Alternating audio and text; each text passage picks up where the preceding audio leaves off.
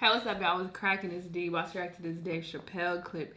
This is him on Netflix, and this is from his stand-up. I think it's from his latest stand-up, and it's him smoking too much in Detroit.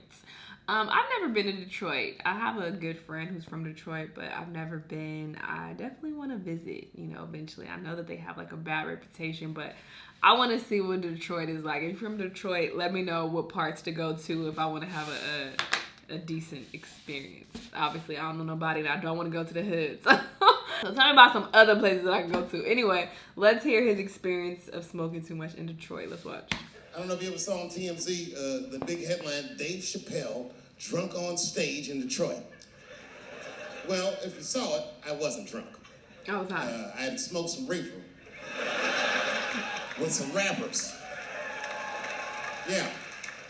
I don't know if you know anything about hanging out with rappers, but their weed is very strong. Stronger than what I was accustomed to. The article goes on to say I was booed off stage, which is also incorrect. I was booed. I did not leave. Dang, I want to see this. It was a long bump. It was a fucking nightmare. 2 puffs of weed, that's all it was. 2 puffs. I never had that happen. When I take 2 puffs of weed, I looked at the guy next to me, I was like, I'm gonna bomb, nigga, I can feel it.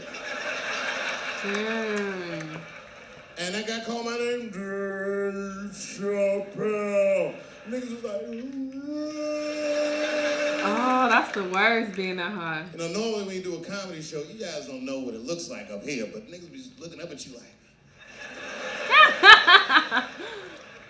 That's how the show started. Didn't take long for the faces to switch up, like, what the fuck? So I looking amongst themselves. So I knew I wasn't doing good. I don't remember what I was saying. Damn, I want It to took one person to break the ice. It's a black lady with a Ford Motor shirt on. She stood up suddenly. Fuck you, Dave Chappelle. I said, excuse me? She said, I worked all week for this shit, and this show sucks. And in a weird act of racial harmony, a conservative white guy stood up and backed her up. Yeah! The whole crowd banded together and started chanting, we want our money back. We want our money back. I said, oh shit. I snapped out of it. Good people of Detroit, hear me. Hear me now.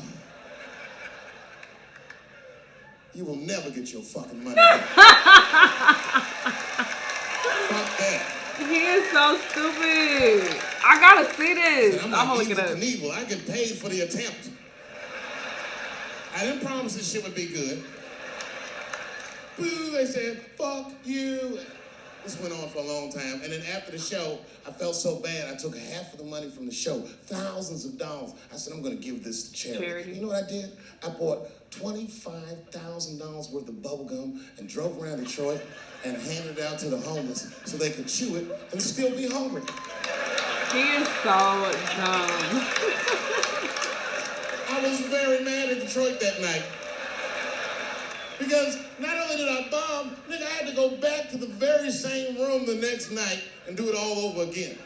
Fucking nightmare. That would be like if you were having sex with a woman and for some reason, this would never happen, but for some reason, Couldn't get your dick she had a mouse trap in her pussy. What does that mean? Get caught in the trap. And then you gotta fuck her again tomorrow night. I'd still do it, but I'd be careful the next time. The old mouse trap in the pussy trick, eh? What does that mean?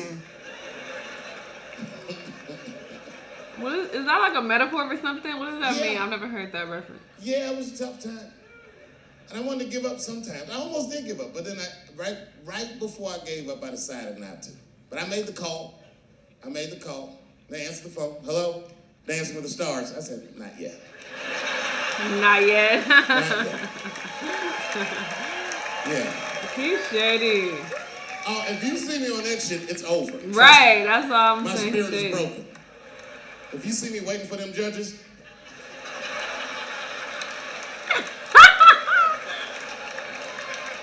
getting critiqued on my cha-cha, fuck that. Y'all didn't get to see that, but his stance was funny when he was waiting for the judges. Yeah, because when people do Dancing with the Stars, it's usually because they, no shade, they kind of washed up and it's like, all right, this is one of the only opportunities I'm getting, I'm gonna take it. So that's from my experience of seeing, people on Dancing with the Stars. But yeah, this is really funny, him being super high. You can't get too high. That is the worst, when you have to like speak in front of people or even have regular conversations with people. When you too high, you don't be making sense. You just be all over the place. Well, I do, so I can't speak for other people. Some people are like super weed heads and they can function really well when they're really, really high, but I personally can't because I don't smoke that often. And, when I do, I make sure I don't smoke too much. And then I also don't like smoking in front of other people. I like smoking by myself. And when I'm smoking, I'm high, chilling, watching TV, eating, and then I go to sleep. That's why I usually smoke like indica, which usually puts you to sleep. It's like nighttime, drowsy type weed. But I don't like to be high and just being out around people at gatherings. I don't do that. That's why I don't understand how people can get high and like go to parties or go to like kickbacks or anything like that. It's like, what?